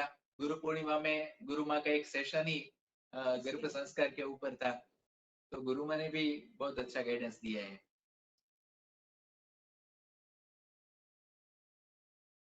जैसे कि विवाह की वय है तो गुरु माँ ने वो बताया था कि किस वय में, तो काफी बातें हैं, लेकिन हम सभी पॉइंट्स को छू के चले ऐसा, क्योंकि 1 घंटे में पूर्ण करना था ऐसा। बाकी हर एक में बहुत डीप है, बहुत ज्यादा है। हाँ, जय बाबा स्वामी। पारस भाई, क्वेश्चन ये आए हैं कि गर्भ संस्कार के लिए आप बुक सजेस्ट कर सकते हैं, कौन सी पढ़नी चाहिए? हिमालय का समर्पण योग। उसमें ऐसा है, जी मूलभूत जो रेफरेंस है वो अलग अलग शास्त्र में अलग अलग रूप से है। जैसे कि गर्भोपनिषद है तो उसमें रेफरेंस है। जैसे कि भागवत है तो भागवत में छोटे छोटे अलग अलग रेफरेंस है। जैसे कि गोकर्ण की कथा है महात्म्य में, तो गोकर्ण का जन्म कैसे हुआ, धुंधुकारी का जन्म कैसे हुआ, तो देखिए आप इस दृष्टि से देखेंगे ना, गर्भ संस्कार की दृष्टि से, तो आपको वो दोनों पता चल जाएगा। देखिए माता पिता के विचार, तो उसमें जो पिता एक ही था, लेकिन माता जो धुंधली थी तो उसके जो विचार थे तो उसके अनुसार वहां धुंधुकरी का जन्म हुआ। हाँ, और जिस महात्मा ने वो फल दिया था प्रसाद के रूप में, वहां उन्होंने नियम दिए थे कि पति पत्नी को इस प्रकार से रहना है, सगर्भावस्था में इन इन नियमों का पालन करना है, तो आपके संतान अच्छा होगा। तो वो तो गाय को खिला दिया, तो गाय तो वो नेगेटिव विचार नहीं करती है। तो वहां गोकर्ण का जन्म हुआ, ये धुंधुकारी का हुआ। तो दोनों आत्मा, एक आसुरी आत्मा, एक देवी आत्मा, जो गुरुदेव कहते हैं ना, श्रीनाथ बाबू ने भी कहा था, तो दोनों में उनमें से देखने को मिलते हैं। दूसरी बात, एक ही माता पिता के संस्कार संतान अलग अलग हो सकते हैं। जैसे कि रावण, कुंभकर्ण और विभीषण, देखिए तो उस समय माता पिता की स्थिति कैसी थी, उनके विचार कैसे थे और उनका ऑरा फील्ड कैसा था। तो रावण वो रजोगुणी था, राक्षसी प्रवृत्ति था। कुंभकर्ण वो तमोगुणी था, आलसी था, निद्रालु था। और विभीषण सात्विक था, लंका में राक्षसों के बीच रहने पर भी वो प्रभु भक्त था। तो उस समय का वो अलग अलग है। तो देखिए शास्त्र में ऐसे भी हमें मिलते हैं, लेकिन अलग अलग रेफरेंस। जैसे आयुर्वेद की टेक्स्ट है तो चरक संहिता है, सुश्रुत संहिता है, अष्टांग हृदय है, भाव प्रकाश है, इनमें सब में है। लेकिन क्या है, ये पूरे जीवन का विज्ञान है आयुर्वेद, तो उसमें पूरे जीवन के रेफरेंस मिलेंगे। तो गर्भ संस्कार के खोज निकालने पड़ेंगे, जो कि सामान्य पब्लिक के लिए वो उपयोगी नहीं रहेगा, इसलिए मैं वो सजेस्ट नहीं करता हूँ। वो जो आयुर्वेद का दृष्टिकोण है, साथ में आध्यात्मिक दृष्टिकोण है, वो जो खोज निकालेंगे। जैसे कि आध्यात्मिक दृष्टिकोण ने से हम दोनों ने खोज निकाला आयुर्वेद में से ही, जो शायद दूसरे सिर्फ फिजिकल लेवल पे ही पुत्र के लिए या पुत्री के लिए सुनते होंगे, आध्यात्मिक दृष्टिकोण भी है तो वो खोजा। तो ऐसे काफी रेफरेंस है। और दूसरी बात, स्पेशली गर्भ संस्कार पर बुक्स काफी लोगों ने लिखी होगी, लेकिन हम तो ओरिजिनल शास्त्र पढ़ते हैं, क्योंकि हम लोग ये मानते हैं कि जो जिसकी आत्मा जागृत है, जो आध्यात्मिक प्रगति कर चुका हो, ऐसे ऐसे की किताबें पढ़नी। इसीलिए हम ऋषि मुनियों का पुस्तक पढ़ते हैं या फिर हिमालय का समर्पण योग पढ़ते हैं। जो जागृत है, जो आध्यात्मिक उच्च स्थिति का है, तो आपको हिमालय के समर्पण योग में, क्योंकि कोई भी अगर लेखक है या वक्ता है, वो बोलेगा या लिखेगा, उसमें अपने विचार आएंगे। लेकिन हमें जीवंत ग्रंथ पढ़ने चाहिए, जो साक्षात्कारी महात्मा ने या साक्षात्कारी सदगुरु ने लिखा हो। तो ये जब हमारे ऋषि मुनि थे, उन्होंने जो ग्रंथ निर्माण किए थे, वो जागरूक थे, वो साक्षात्कारी थे, वो परमात्मामय थे। तो उसके बाद अब पूज्य गुरुदेव है, जो कि वो परमात्मामय है। तो इसलिए जीवन बुक है हिमालय का समर्पण योग, तो वो हमें पढ़नी चाहिए। और ये जीवंत ज्ञान वो संक्रमित होगा और हमारे भीतर से मिलेगा। तो हमारे भीतर ही जीवन पुस्तक है ना, वो भीतर से प्राप्त हो जाएगा जन्म जन्म का। हमारा समर्पण, तो समर्पण भाव के साथ नियमित ध्यान और हिमालय का समर्पण योग का वांचन, फिर हमारे भीतर से ही हमारी भीतर की किताब खुल जाएगी और गाइडेंस भीतर से ही मिलने लगेगा। गुरुदेव प्रति समर्पण और करेंगे तो गुरुदेव अपने आप सब कुछ सिखा देंगे। और जब भी आपको और जानने की जरूरत लगी तो हम लोग तो है ही। और फिर ही हमारी गुरु तत्व की टीम है जो इसके विषय में कार्य कर रहे हैं, जो पुण्यात्मा अवतार और गर्भ संस्कार के विषय में कार्य कर रहे हैं, वो सब भी उपलब्ध है। तो मेरा ये मानना है कि हिमालय का समर्पण योग और अपनी भीतर की पुस्तक, ये सफिशिएंट है। जय बाबा स्वामी। बराबर है, एकदम सही बोला पारस भाई आपने। के अलावा कोई सुझाव ये हो ही नहीं सकता हमारे, क्योंकि गुरु माँ की जो उनके है वो, और जो भी तो वो हमारी सोर्स है। आपकी आवाज सुनाई देती है, लेकिन थोड़ी थोड़ी दीदी आपकी आवाज कट हो रही, आवाज कट हो रही, ब्रेक हो रही है। ओके हाँ। ओके, एक सेकंड।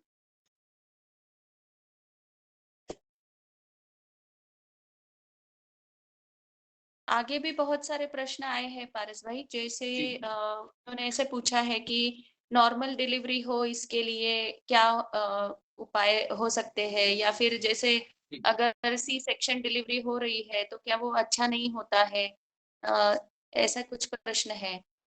उसमें क्या है कि अगर आप गर्भ संस्कार की प्रॉपर प्रोसीजर में से पास हुए हो, तो ज्यादातर नॉर्मल डिलीवरी होने की संभावना ज्यादा रहेगी। हाँ, सिजेरियन वो मेडिकली कभी एबनॉर्मल भी है, उस कंडीशन में सिजेरियन की जरूरत हो सकती है, लेकिन ये आज की जीवन शैली का परिणाम है, ऐसा मेरा मानना है। अब देखिए, हम सब जो है हमारी उम्र के हैं, या तो जो 40, 50 या 50 प्लस है, उन सबकी डिलीवरी नॉर्मल हुई थी। आप याद कीजिए, अगर आप नई पीढ़ी के हैं, 25 या उसके नीचे या 30 के नीचे, तो हो सकता है कि आपकी स्वयं की सिजेरियन हुई होगी, हो सकती है, नॉर्मल भी हो सकती है। लेकिन जो 50 या 50 प्लस है, उन सबकी नॉर्मल डिलीवरी ही हुई है। तो क्या है कि हम प्रकृति से, हमारी जो जीवन शैली है ना, आधुनिक जीवन शैली, वो प्रकृति से दूर होती जा रही है, इसलिए ये प्रॉब्लम्स हो रही है। तो अगर हम फिजिकली प्रकृति से रिलेटेड है, अगर वैचारिक रूप से हम प्रकृति के साथ है, एबनॉर्मल विचार नहीं करते, भावनात्मक रूप से प्रकृति से जुड़े हुए हैं, तो नॉर्मल डिलीवरी होने की संभावना ज्यादा है।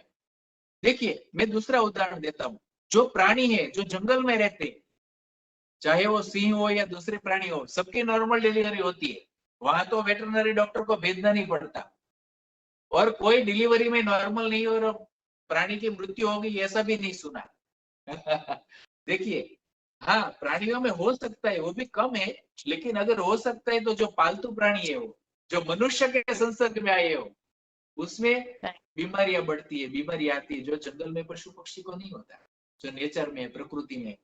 तो ध्यान हमें प्राकृतिक होना सिखाता है। हमारा जीवन प्राकृतिक होगा, हमारा आहार प्राकृतिक होगा। देखिए, जो भी अप्राकृतिक है, छूटता चला जाएगा।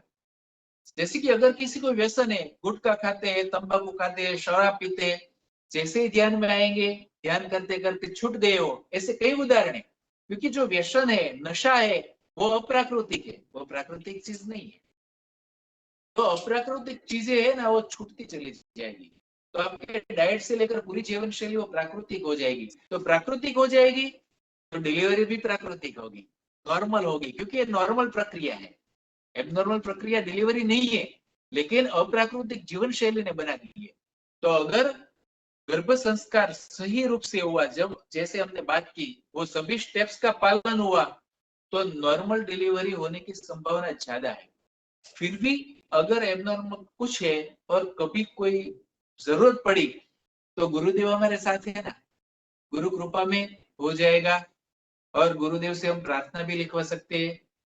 और ऐसे कई उदाहरण है कि किसी ने डिलीवरी पर प्रार्थना लिखवाई हो और गुरुदेव का चित्त हो, और वो डिलीवरी बहुत अच्छी तरह से हो गई हो। एक बार तो ऐसा हुआ था कि, नहीं, मैं अभी प्लेस नहीं बता रहा हूँ, लेकिन हम कुछ लोग गुरुदेव के साथ थे, 2 दिन गुरुदेव के सानिध्य में थे, एक आश्रम पर थे। तो गुरुदेव ने बताया, दूसरे दिन दोपहर को, कि कल से एक साधिका की वो डिलीवरी की प्रक्रिया चल रही है, लेकिन वो साधिका है, वो फिजिकली करीब रही है, काफी करीब रही है, तो उसका चित्त स्थूल शरीर पे है, सूक्ष्म से उतना अच्छा अभी जुड़ नहीं पा रही है। जैसे ही सूक्ष्म के साथ जुड़ जाएगी तो उसकी लेबर अच्छी हो जाएगी। और अभी मैं आपके साथ बात कर रहा हूँ, ये कार्य कर रहा हूँ, सब कुछ, लेकिन साथ में वो लेबर प्रोसीजर चल रही है। और उन्होंने कहा कि जैसे ही लेबर होगी ना, मैं आपको बताऊंगा। तो शाम को एक सायंकाल को एक समुद्र तट पर गुरुदेव ले गए थे, और वापिस जब हम लोग जाते थे, तब पूज्य गुरुदेव ने बताया कि मैंने जो बताया था ना, उसकी डिलीवरी अब हो गई, अभी हुई। तो गुरुदेव चित्त से साथ में रहते हैं, कितने ब्लेसिंग्स है, कितनी गुरु कृपा है कि गुरुदेव चित्त से साथ में होकर के हमारे सभी कार्य ऐसे संपन्न करवाते हैं, चाहे वो डिलीवरी क्यों ना हो, प्रसूति कर्म क्यों ना हो। तो और अच्छी सानिध्य में, क्योंकि गुरुदेव का चित्त रहते हैं, तो गुरु शक्तियों के प्रेजेंस में, एक अच्छे आभा मंडल में, अच्छे वाइब्रेशंस के साथ बच्चे का जन्म होता है। कितनी सौभाग्य की बात है। प्रार्थना में भी प्रार्थना लिखवा सकते हैं। तो भी कई लोगों का ऐसा हमने देखा सही है बात कि पेनलेस डिलीवरी हुई हो। हाँ, प्रार्थना धाम के बहुत अच्छे रिजल्ट्स हैं, तो ऐसे प्रसूति के अवसर पर। और वाइब्रेट वाटर के भी ऐसे ऐसे रिजल्ट हमने देखे हैं कि किसी को अगर गायनेकोलॉजिस्ट ने बोला हो कि इसकी नॉर्मल नहीं होगी, इसकी सिजेरियन होगी और सिजेरियन करवाना पड़ेगा, एनेस्थेटिस्ट को बुला ले, टाइम ले दे, लेकिन एनेस्थेटिस्ट आने से पहले नॉर्मल हो जाएगा। ऐसे भी केसेस हमने देखे हैं। तो गुरु कृपा में हो जाता है। लेकिन ये सिजेरियन करवाने पड़ेगी ऐसा नेगेटिव थॉट कहाँ से आया? ऐसा प्रश्न ही साधक के दिमाग में नहीं आना चाहिए, मुझे लगता है। ये गुरु कृपा में हो जाता है। और अगर ऐसा प्रॉब्लम आए तो फिर वो सक्सेसफुली नॉर्मल होने के कई किस्से हैं। तो गुरु शक्ति में विश्वास वो बहुत महत्व। जय वासुदेव। इस बार की गुरु पूर्णिमा में भी परम पूज्य गुरुदेव का भी यही टॉपिक पर चर्चा खास कर रहे थे कि जी। जो साधिकाएं जुड़ी हुई होती है सूक्ष्म से, वो एनर्जी को प्रॉपरली ले पाती है। इस बारे में बिल्कुल। गुरुदेव ने स्वतः होकर यह बात बताई थी। तो ये बहुत भाग्यवान आत्माएं हैं जो इस कार्य में जुड़ी हुई है, क्योंकि अभी गुरुदेव का चित्त भी इन्हीं बातों पर है। गुरु माँ का भी सेशन अभी गुरु पूर्णिमा में इसी बात पर हुआ था। तो हमें तो कोई नेगेटिव विचार आना ही नहीं चाहिए, बल्कि हमें धन्यवाद देना चाहिए गुरु शक्तियों को कि उनके कार्यकाल में हम आए हैं और सब कुछ अचानक अपने आप ही घटित होने वाला है। कोई प्रॉब्लम ही नहीं है और गुरु अपने आप कृपा अपनी में ही हो आत्मा, जाएगा, गुरु यस, कृपा आप में ही अपनी हो जाएगा। आत्मा ही गाइड और खास करके माता के पॉजिटिव भाव वो गर्भ पर बहुत असर डालता है। पहले से ही वो तो उनके positive हैप्पी होने हॉर्मोन्स, गुरु पर श्रद्धा विश्वास से एक पॉजिटिव हॉर्मोन्स रिलीज होंगे और वो भी बच्चे पर पॉजिटिव इफेक्ट डालेंगे। इतना ही नहीं, प्रसूति के समय पेनलेस लेबर हो सकती है, ऐसे भी है। तो इतनी पॉजिटिविटी गुरु कृपा में हो सकती है। तो गुरुदेव ने ही एक बार कहा था कि ऐसी पुण्यात्माएं अवतरित हो चुकी है और उस अवतरण के समय, उस प्रसूति के समय माता को लेबर पेन का एहसास न हो और पूरे लेबरों में सुगंध ही सुगंध छा जाती है। तो ऐसी भी अनुभूतियां आई।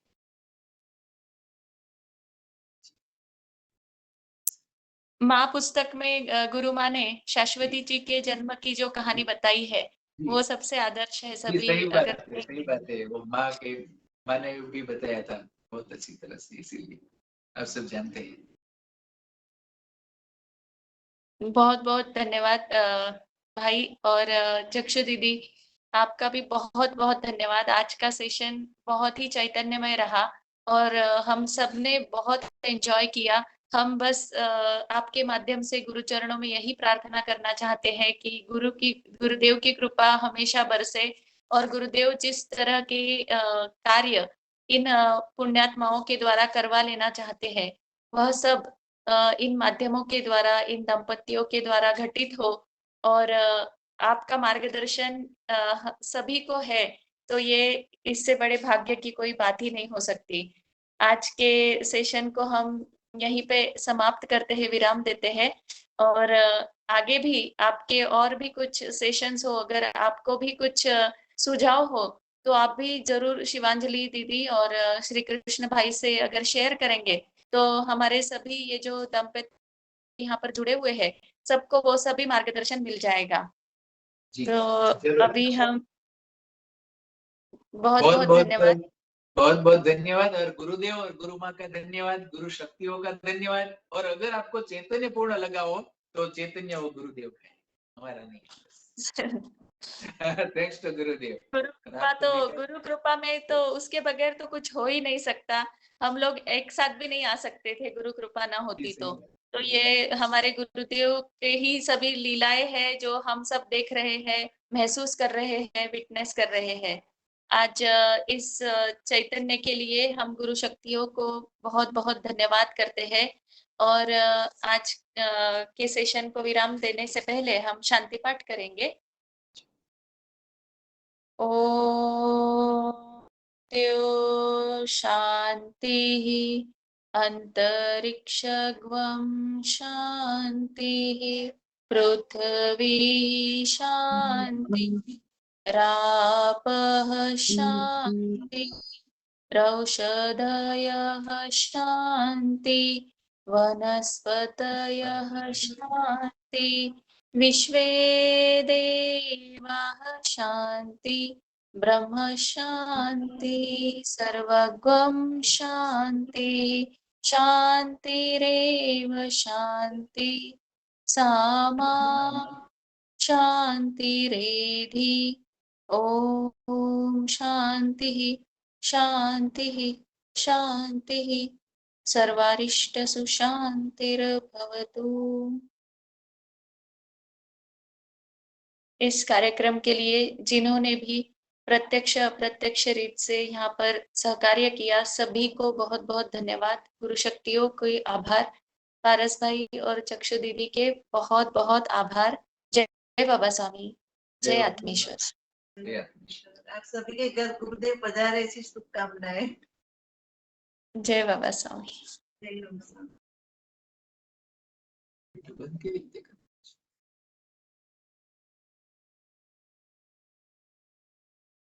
ओके।